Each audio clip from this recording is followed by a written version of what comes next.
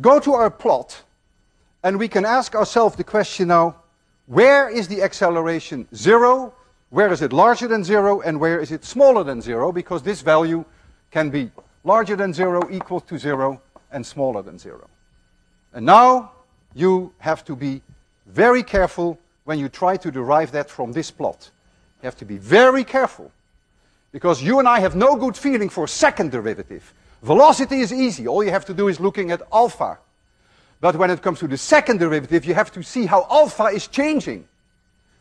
Well, right here, the velocity is not changing.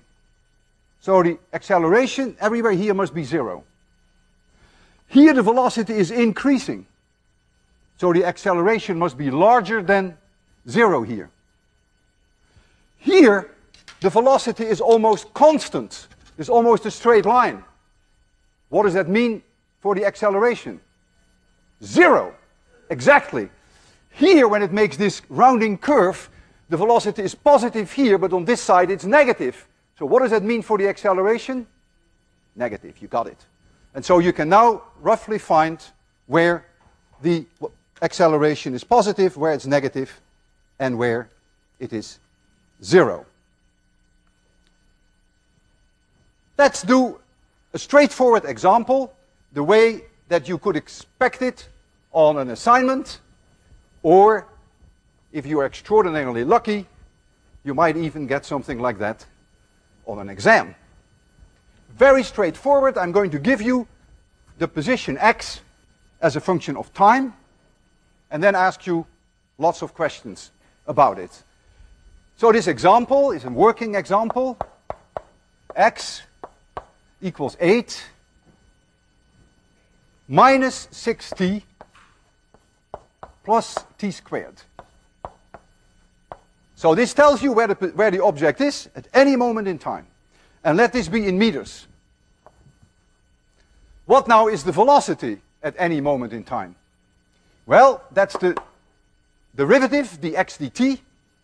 And I use the following: x equals t to the power n. Then, as most of you should know, dx dt is then n times t to the power n minus 1. That's all I'm using.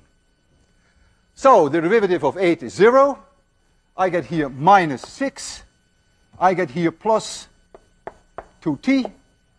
This would be in meters per second. And the acceleration, I have to take the derivative of the velocity. I get plus 2. So notice that the acceleration is constant in time. It's not changing, but the velocity is changing. Well, at time t equals 0, I'll start to probe a little bit. I want to get a feeling for what this object is doing. At time t equals 0, x is plus 8. The velocity is minus 6 meters per second, and the acceleration equals plus 2. I can also ask myself, at what time is x equal 0? What are the times that x is 0? Well, I have to solve this second order equation, which is something that you've all done in high school, and you will find that that's the case when the time is plus 2 and when the time is plus 4. Take the plus 2, that makes this 4. 4 plus 8 is 12, minus 6 times 2, that's 0. So you see the 2 works, and you check that the 4 also works. Just for my curiosity, when is the velocity 0? Oh, that's easy. That's when this equation is 0, so that's when t equals 3. What is at that moment the position? Oh, I substitute t equals 3 in here, and that gives me minus 1. X equals minus 1. So now I'm ready to plot x as a function of t. It's of course a parabola, and I use this information that we have just derived. So here comes my plot. Let this be increasing value of x. Let this be 8. And let this be minus 1. This is the time axis. I have a 0 here. And so I want to cover, let's say, about 6 seconds. So I have 1, 2, 3, 4, 5, 6.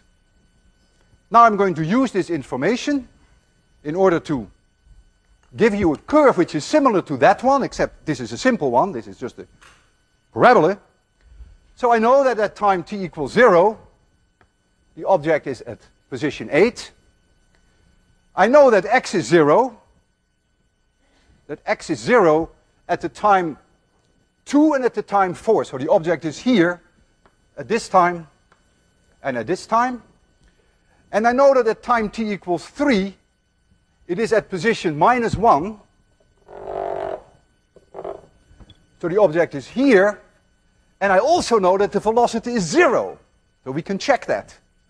And so if I make this plot now, then we would get a curve that's sort of like this. And yes, indeed, notice the velocity here is 0. The angle alpha equals 0. The object starts out at t equals 0 with a negative velocity. You can see that. The object at t equals 0 is here. This is where the object is. I hope you realize that. The object is never here. This is the road. This is the one-dimensional track on which the object is sitting. The object is here, and it starts going in this direction. If it starts going in this direction, the velocity must be less than 0. And indeed it is. It's -6. But there is the acceleration, which is +2. It's in this direction. The acceleration says, I don't want you to go down. I want you to go up.